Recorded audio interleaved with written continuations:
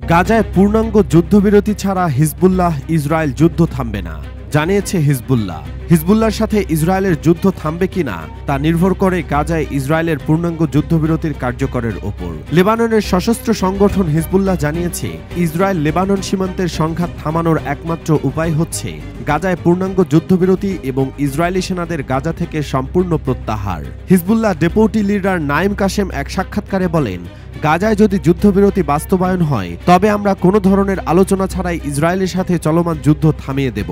কিন্তু ইসরায়েল যদি কোনো আনুষ্ঠানিক যুদ্ধবিরতি এবং গাজা থেকে ইসরায়েলি সেনাদের সম্পূর্ণ প্রত্যাহার ছাড়া গাজায় অভিযানের পরিমাণ কমিয়ে আনে তবে ইসরায়েলের সঙ্গে হিজবুল্লাহর সংঘাত থামবে কিনা তা এখনও নিশ্চিত নয়।